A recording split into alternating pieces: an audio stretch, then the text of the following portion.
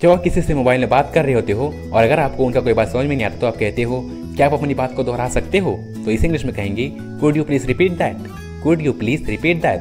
मैं वो बात पकड़ नहीं पाया, I could not catch that, I could not catch that.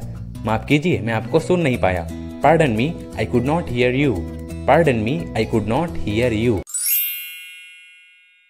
आप काम से कितने बजे छूटते हैं? What time do you get off the work, what time do you get off the work. मैं काम से 8 बजे छूटता हूँ, I get off the work at 8 PM, I get off the work at 8 PM। मैं तुम्हें 8 बजे के बाद वापस बुलाऊंगा, I will call you back after 8 PM, I will call you back after 8 PM।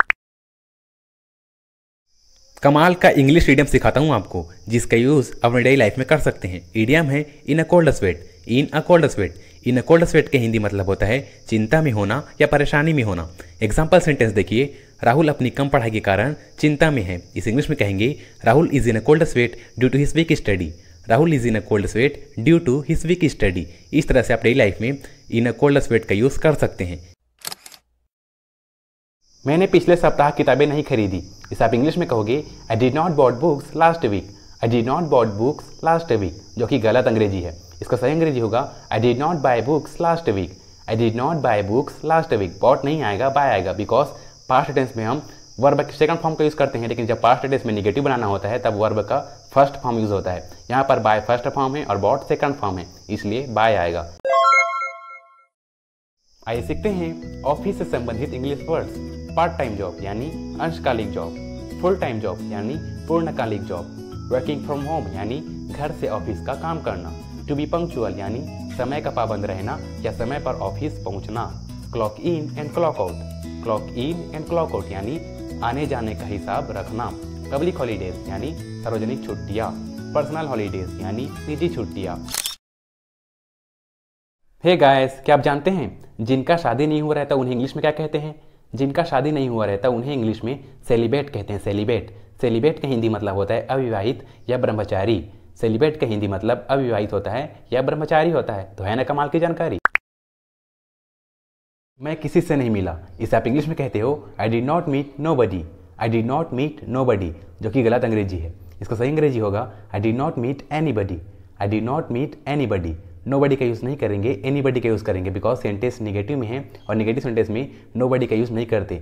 Nobody का भी मीनिंग निगेटिव में होता है, इसलिए नेगेटिव सेंटेंसेस में नोबडी का यूज़ नहीं करते, एनीबडी का यूज़ करते हैं। I did not meet anybody, मैं किसी से नहीं मिला।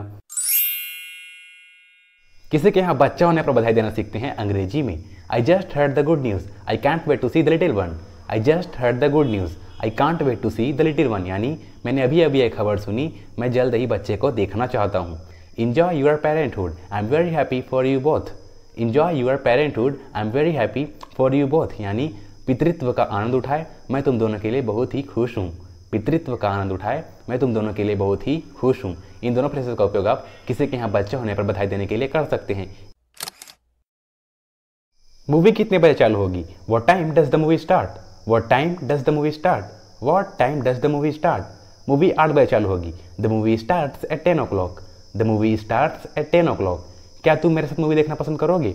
Would you like to watch movie with me? Would you like to watch movie with me? Would you like to watch movie with me? मैं कुछ नहीं जानता, इसे आप इंग्लिश में कहते हो I don't know nothing. I don't know nothing.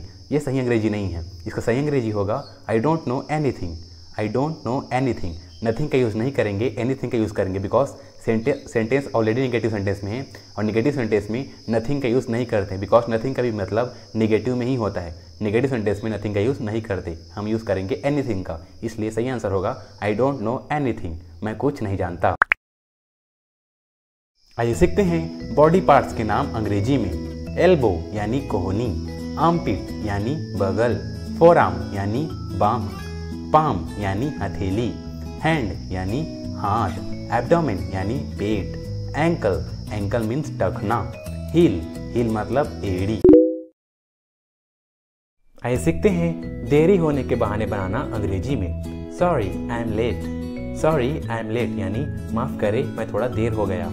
आई ओवरस्लेप्ट, आई ओवरस्लेप्ट यानी मैं बहुत देर तक सो गया। My alarm did not go off, my alarm did not go off यानी मेरा अलार्म सही समय पर नहीं बजा। The traffic was terrible, the traffic was terrible यानी ट्रैफिक बहुत ज़्यादा थी। The traffic was terrible. इन सभी फ्रेजेस का उपयोग आप लेट होने के कारण बताने के लिए कर सकते हैं। इंग्लिश सीखने के लिए हमारे यूट्यूब चैनल इंग्लिश ज्ञान बाय नवीन सब्सक्राइब जरूर करें।